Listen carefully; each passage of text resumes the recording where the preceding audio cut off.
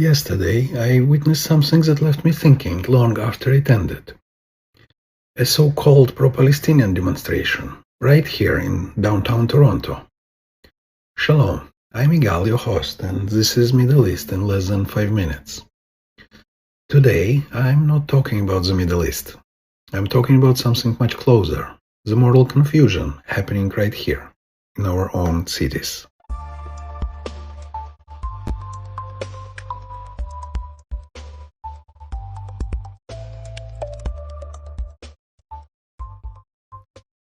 A Sunday in Toronto. It was a delightful Sunday afternoon, bright sky, calm streets. I was near Mel Lastman Square when I started hearing the noise. Deep, rhythmic drumbeat echoing through the streets. Then came the sound of megaphones chanting voices and police sirens. At first, I wasn't sure what it was.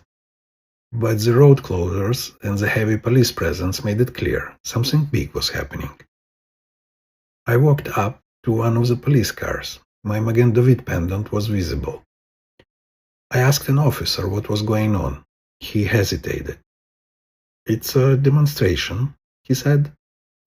I asked again, "A demonstration about what?" He looked at me and repeated, "It's a demonstration, you know." That answer told me everything. He knew exactly what it was about, but he didn't want to say it out loud.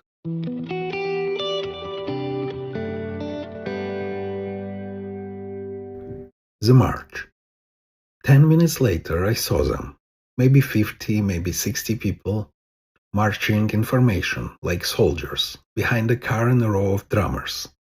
Flags waving, fists in the air, megaphones blaring. The first row carried a massive banner, "Stop the genocide in Gaza." And my first thought was, what genocide? Even setting aside the lies and the UN theatrics, there's been a ceasefire for 2 weeks. Israel's not bombing.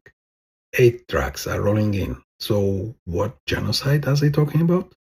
Then came the other signs. "Long live the Palestinian resistance. From the river to the sea, Palestine will be free. Colonization is a crime. Stolen land."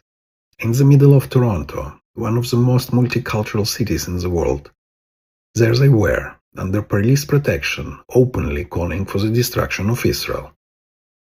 That's not resistance. That's hate, dressed up as activism. The environment that enables it. And sadly, it's not even surprising anymore. We've got the former Prime Minister Justin Trudeau saying he'd comply with the ICG's arrest warrant against Israeli leaders. We've got a current Prime Minister, Mark Carney, publicly declaring he'd arrest Netanyahu if he visits Canada. And a Toronto Mayor, Olivia Chow, who somehow finds time for every vigil and festival in the city except the Jewish ones. The message is clear. Jewish pain doesn't fit the narrative. It's inconvenient, so it's ignored. And it's not just politics, it's the climate. Bnai Brith's latest report shows that anti-Jewish hate crimes in Canada skyrocketed by 125% between 2022 and 2024. 125%. That's not a statistic. That's an alarm bell. And while Jews are being harassed, assaulted, and excluded, the people calling for Intifada march freely down Yonge Street, chanting slogans that, in plain English, mean "Erase Israel." What "it's just a demonstration" really means. When that officer told me it's a demonstration, I don't think he realized how perfectly he summed up the problem. We've reached a point where antisemitism has been normalized, sanitized, as just a protest, where calls for violence are just slogans, where hate is just expression. That's how it always starts. That's how societies look the other way until it's too late.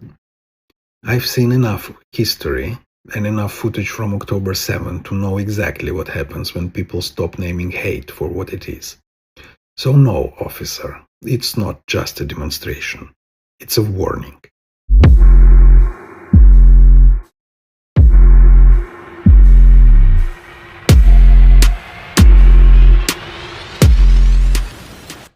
Toronto. is a great city. Canada is a great country.